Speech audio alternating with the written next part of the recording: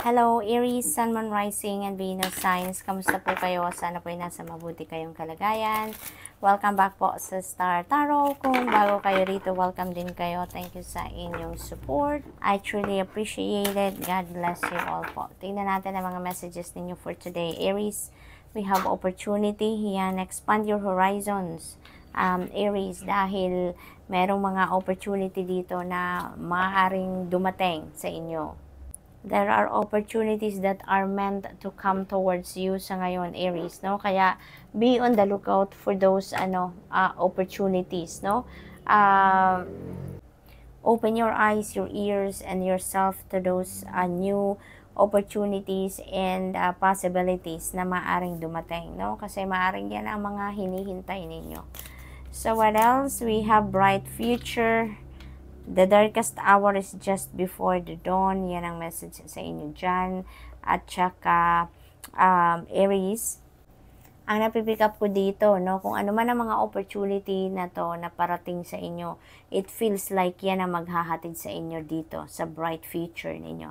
Maaring ito yung maglilid sa inyo patungo sa isang magandang umaga, sa isang magandang buhay ninyo in the future.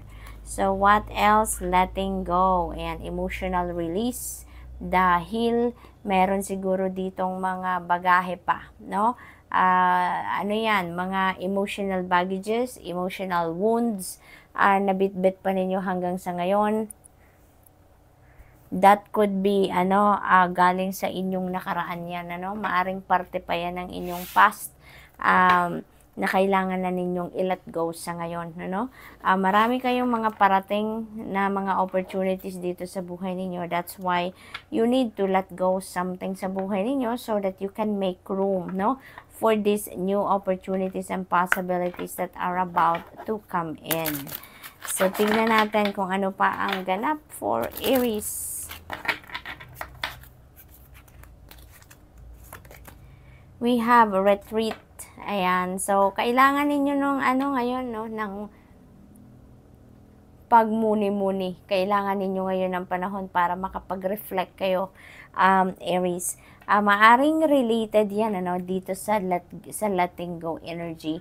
Kasi maaring kailangan pa ninyo itong pagmuni-munihan. You still need to do some kind of inner work dito para ma-figure out ninyo kung ano tong mga bagay, sitwasyon, or even tao, that doesn't serve your highest good anymore, na kailangan na ninyong let go. It's because hindi na yan ang para sa inyo, hindi na yan makakatulong sa inyo.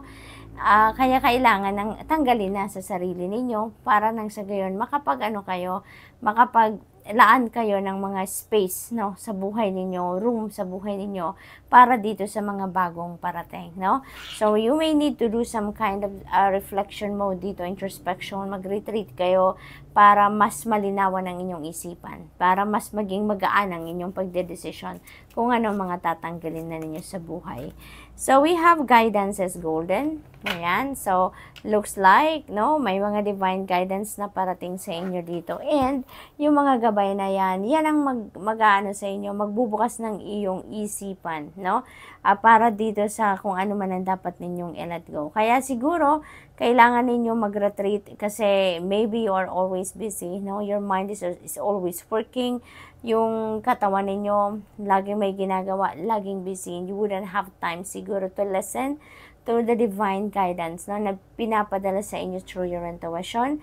Kaya kailangan ninyo dito na mag-retreat, magmuni-muni, mag-solitude kayo nang sa gayon, you can tune into your intuition. And not only that, you can tap into your soul, into your higher consciousness dito, Dahil maaring meron din kayo dyan mga importanteng mensahe, na makukuha from spending time alone, okay?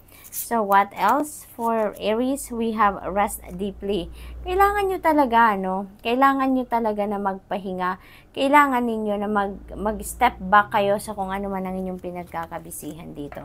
Maaari din talaga, na yung retreat na to, yung rest deeply na to, kailangan ninyo, para din na makapag-rejuvenate kayo, para din na pahinga kayo at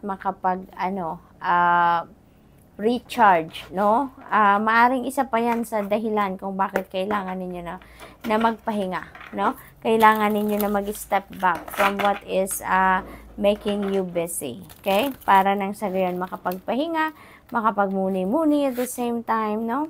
So, pauna mensahe ninyo, kunin natin yung naiwan. We have King of Swords. Ayan. So, if you are looking for clarity dito, no, which is parang gano'n na nga ang ganap dito, maaring ang iba sa inyo, kaya kayo i-spend ng, alam mo yun, mag-solo kayo muna, mag-step back muna kayo sa inyong pinagkakabisihan. It's because maybe you are seeking for clarity, you are seeking for enlightenment dito, and may gabay sa inyo, kaya yun ang ina-advise sa inyo na pakinggan ninyo yon, no? Through pagre-retreat ninyo, through pagsusolitude ninyo, doon nyo yan ma-figure out, doon ninyo yan maririnig, doon nyo yan ma-find out kung ano yung guidance para sa inyo, no?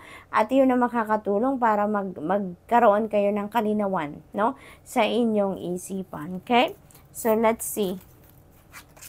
We have High Priestess. Ayan. So, this is about intuition, no? This is about intuition. So, meron talaga kayong mga gabay dito. Guidance is golden, no? Yun talaga ang sinasabi din ng card na to. And we have the High Priestess energy, which is talking about divine guidance then that is being sent to you through your intuition. So, Aries, pay attention to your intuition, ano? Tune into your intuition dahil talagang siguro kailangan ninyo ngayon ng gabay, kailangan ninyo dito ang clear direction kung saan kayo patungo, at maaring nalilito kayo, maaring hindi ninyo malaman kung ano yung best para sa yung ngayon, kaya ito may mga gabay sa inyo na pinapadala, but you need to tune into your intuition para nang sa gayon ma-pick up ninyo kung ano mga mensahe para sa inyo, no? So, yan ang message sa inyo ni High Priestess. Listen to your intuition. And also, dito din, maaring meron ditong mga secrets that are coming to light. Maaring may mga hidden information siguro for so long at ngayon mailalabas na yan, no? Maaring maririnig ninyo yan ngayon, or maybe kayo yung merong sikreto na ilalabas na ninyo, no? So, maaring ganon. What else? We have Five of Pentacles energy.